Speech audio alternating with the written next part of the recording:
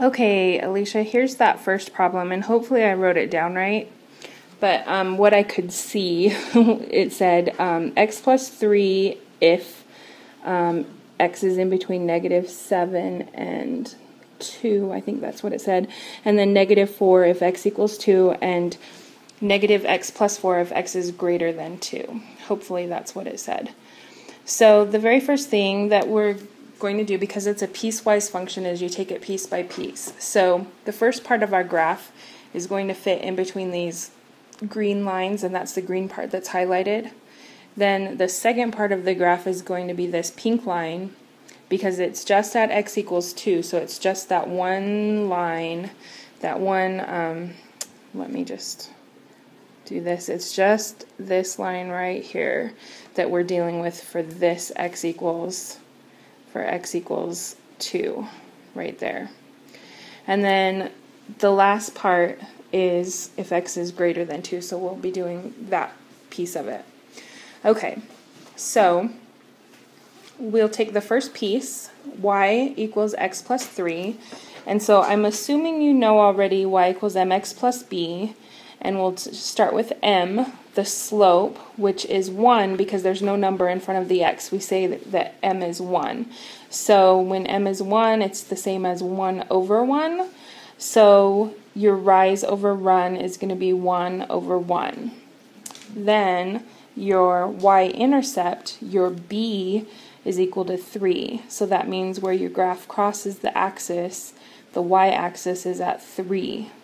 So we'll start at 3 and make a point on the graph, and then we'll go up 1 over 1, and then kind of keep filling that out, and you can go down 1, back 1, down 1, back 1, or up 1, over 1, up 1, over 1. And then you can see I kind of filled out the graph. So I put an open circle on that pink line because it says if it's less than 2, but it doesn't say anything about equal to, so you have to have an open circle. Okay, so that's your first piece of the piecewise function. So then the next piece, we'll move on to the second part, and the second part says it's -4 if x equals 2. So at x equals 2 on that pink line, the graph is -4. So I've just made a dot at -4. And then the next part of the, and that's all for that part. That one was easy. So now we move on to the next piece, and the next piece is -x plus 4 if x is greater than 2. So y equals -x plus 4 using mx plus b. We know that m is -1 because there's that imaginary 1 in front of the x. Oh, yep. And that's going to be -1 over 1. The rise is down 1, and then over 1 is the run. Your b, or your y-intercept, is 4, so when we start graphing, you're going to start at 4 and then go down 1 over 1. So we'll start at 4, there's my point that I made at 4, and then I'm going down 1 over 1, down 1 over 1, down 1 over 1. Those are supposed to be filled in dots until, well, I think they're actually all supposed to be filled in dots. So now I did put an empty or an open dot at x equals 2 because, again, looking at this equation, x is greater than 2. So really I only want everything that's bigger than 2. I don't need these ones that I graphed here. They don't count.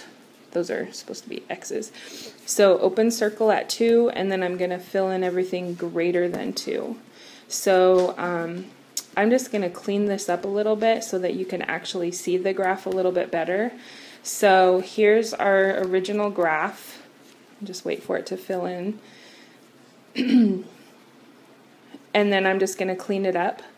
So there's our first line. You can see that it starts at the point -7, -4, goes up 1 over 1 all the way up to 2, 5. Then I have my second line. It starts at 2, 2, it goes down 1 over 1, and it just keeps going that way. And then I'm going to put an open circle up at the top of the first line. I'm going to fill in that dot down where x equals 2. Open circle at the beginning of my other one, because the only thing that happens at x equals 2 is -4.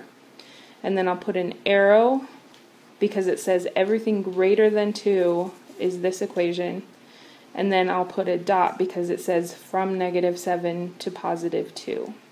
Hopefully that makes sense to you. If not, let me know. You can call me or text me or email me, and I will talk to you soon.